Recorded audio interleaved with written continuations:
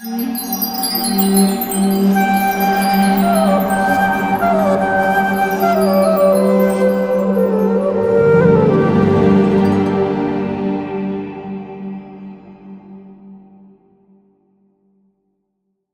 name is Ghosh Thakur Das. I joined Krishna Consciousness in 1973 in Toronto, Canada. And my story is that I joined there. I was 22 years old, and I was very ready for Krishna Consciousness. So I joined very quickly. I got some book on the street, and then I joined the temple 2 weeks later. And for 8 months, I was trained up in Toronto temple. I was brahmachari, you know. And it all started there. I got a basic training in the old days as you go to the morning program full.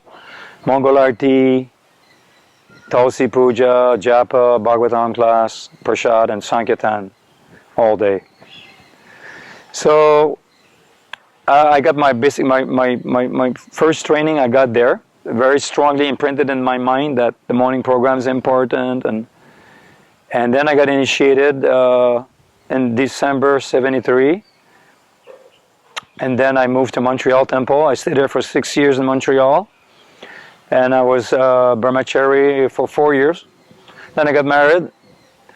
Then I stayed in Montreal a little bit, doing book distribution still, and collecting for the temple. Then I went to Ottawa Temple for 4 years. So there I had a little family, 2 children living in a temple there. Nice accommodation, a nice room. And then I became temple president there for 1 year. Then after that, I was asked to move to New York in USA to learn how to teach Gurukul. They had a big Gurukul there. 115 children, Lake Huntington Gurukul. So I became a Gurukul teacher. I moved my whole family down to New York with the idea that I would learn how to teach Gurukul and start a Gurukul in Canada. So that project of coming back to Canada, that failed. So I stayed in the US for 6 years. So I'm telling you this to let you know the important thing about my life, what happened, and what actually would serve the devotees to talk about, is that when I moved to Lake Huntington Gurukul, I moved there with 2 kids and my wife, and then what I went through for 6 years is very chaotic as a Grihastha. I was a Gurukul teacher, and my family was living in New York countryside, and the school had to leave because there was some problem. So the school had to leave, so we moved to Philadelphia Temple, and the school moved again to Gita Nagari in Pennsylvania, the farm there. Then we stayed there for 2 years, and we moved to Florida. So we're moving all the time, very unstable. And ultimately the school was lost in Florida. Just fell apart. But what I underwent through this is I was thinking in my head, if I serve Prabhupada's mission when inside ISKCON, then that is the best thing to do. That all my needs will be taken care of, and as a reward for my devotional service, I'll be maintained by the temples, whatever. But the opposite happened. It was always a struggle, full of insecurity, not knowing what's going to happen next. And we ended up in a crisis in Florida when I had 3 kids, had almost no material facilities, and had a rude awakening. Actually, what did really Krishna wanted me to do exactly? So I realized in a rough manner that actually Krishna wanted me to do something different at that point, because what I was doing worked for a while, but it didn't work in the end.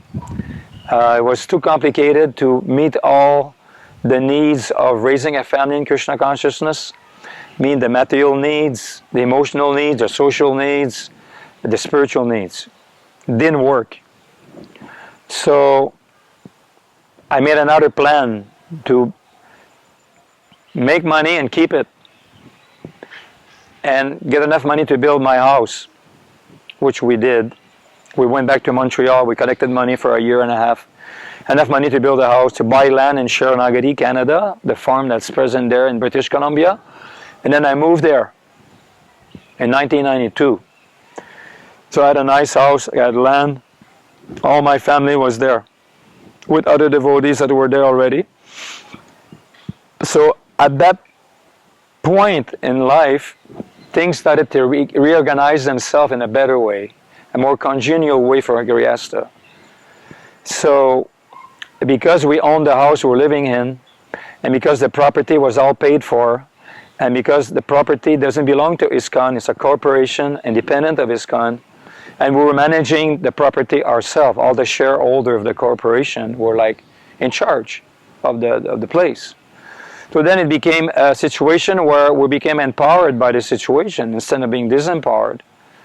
Why do I say disempowered? Because if you live in ISKCON with a family and you try to serve in exchange for maintenance or status or whatever, you're in a precarious situation, because if the management change, you may change your position also.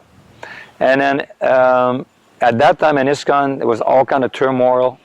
It's a historical moment in our movement. So anyway, that's what was taking place. That's why we moved so often, and we couldn't find a home.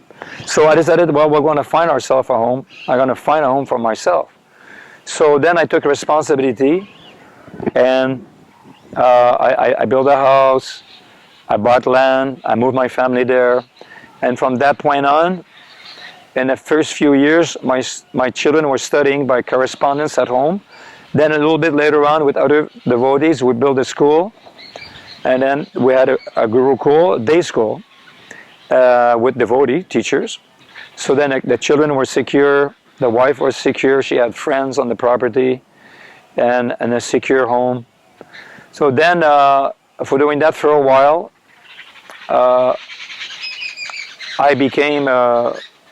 Krishna offered me an opportunity to preach at the same time as living in Sharanagati by having a vegetarian lunch program at two predominant universities in British Columbia, Simon Fraser University and British Columbia University. I had two vegetarian clubs there. So I was cooking prasadam at a temple in Vancouver. I had a room there, I was renting a room, and I was making money selling prasadam to people at the university. I was making money and being able to preach at the same time. I had a book table with Prabhupada's book, Bhagavad Gita's, and CDs of devotional songs, and I would invite students to come to the temple, Sunday feast. So I distributed lots of prasadam for 12 years, and I maintained my family simultaneously. So I had a life in a city preaching, and life in a country maintaining my family. So I was traveling a lot back and forth. And meantime, my family was growing, and then eventually my kids got married. I had 5 children, and now I have 5 children, 9 grandchildren, and 3 of my children have houses in Sharanagati now. They all live there, and they happily live there. There's a lot of freedom, but at the same time, there's a lot of spirituality going on. It's not that because you're independent, automatically you'll fall in Maya and not know what to do and whatever. It actually increases your desire to be more Krishna conscious when you are in control of your situation. So I'm not saying that people should be like independent spiritually of ISKCON, but they should, if you're finding yourself in the same situation that I was, it is actually a service to ISKCON, to expand ISKCON in nice rural communities where the Grihasthas take the responsibility of maintaining their family, earning the money, building a school, building a temple, cultivating the land, whatever. And in this way, it's more congenial for a Grihastha. There's more, like I said, there's more security, more stability, and there's a creation of extended families also. I have an extended family of 25 devotees, husband and wives of my kids, and my grandkids and neighbors and friends, and so my children are very happy to live there. They don't want to leave. They're usually teenagers want to leave their parents in materialistic society, but my kids, they never want to leave. They're always there. So in this way, you can have a base to it where you can live. And from there, if you want, you can travel also. My children travel a lot. I travel a lot. But there's a place where you can go back to. There's a place where you can call home. Although in the material world, everywhere is in the middle of nowhere, because it's the material world. But if you want to have a choice between different situations, for me, my experience is when you're grihastha with growing children, it's better to find a place of that nature. In general, there might be exceptions. So that's my experience, that proprietorship turns sand into gold, and it creates an enthusiasm. It creates initiatives. It fosters the development of extended families and villages, Krishna conscious villages. So all these things are there in Sharanagati. It's not perfect. There's a lot of imperfection, but it's progressive. It's a progressive situation. So we invite people to come and visit us, or if you know who I am, or you see me somewhere and you have questions about what I said, you want more details, you feel free to approach me. I'm available. I'll fill you in. And I wish you good luck for your project, whatever you do, whatever your enthusiasm is. Go ahead and work hard on it and try to please Prabhupada. So that is the idea. We're trying to fulfill Prabhupada's mission. Prabhupada wanted these communities also for practical solution to many different problems that people may face today. Association problem, maintenance problem, social devotee life. All these things are necessary for the healthy development of both husband and wife, and also children. So, okay, in Sharanagati, it's not the perfect model of self-sufficiency. I mean, people grow their vegetable, they store it for winter, and because you have a house built there, you invested money and you build your house, you have no rent to pay, and because you own your land, you're secure.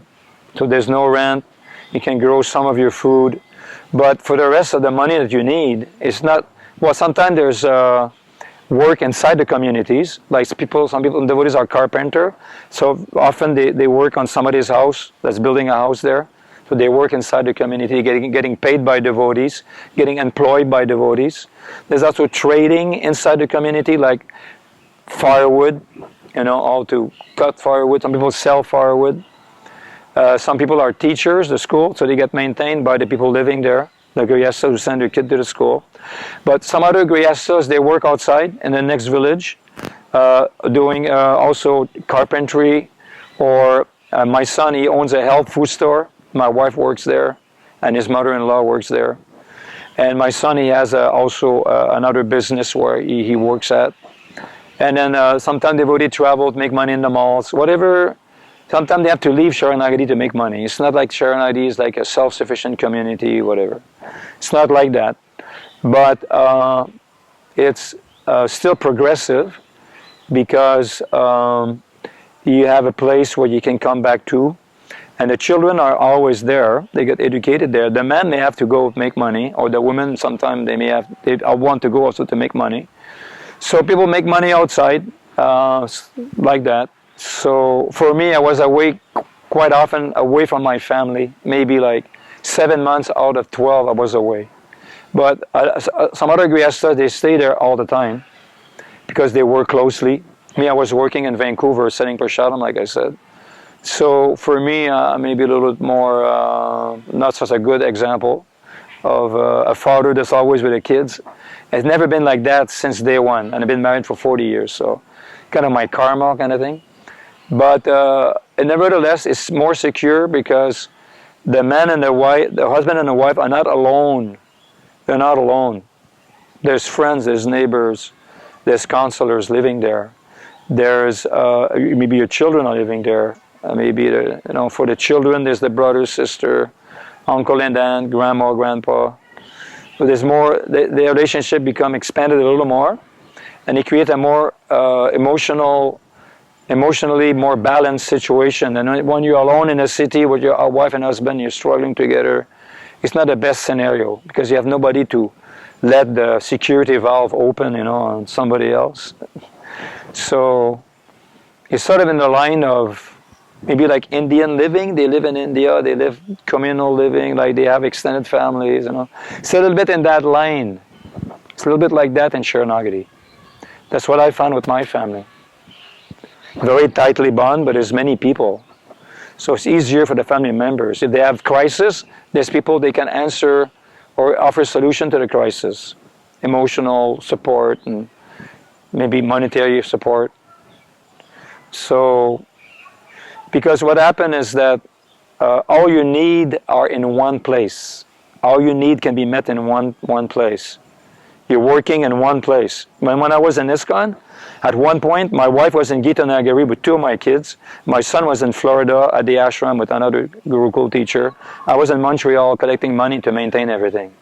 The whole family was split. Very stressful for everyone. And I couldn't find any other solution. But in Sharanagati, it's not like that. If there's to be some stress, I'm taking on the stress, and I go out and collect the money and come back. But everybody else stays in one spot. They have the schools there, the temples there, the friends are there. It's more stable. So, plus it's not always the best for a Grihastha to be always with the family. He needs a little break away from the family too. To go away, and come back. It's beneficial to preach, because Sharanagati gave me an opportunity to preach by the arrangement, low overhead. I didn't have to have a job every day. I could distribute prasadam and make a certain amount of money to maintain my family. My wife helped also make money. So Sharanagati offered me an opportunity to preach in the front line.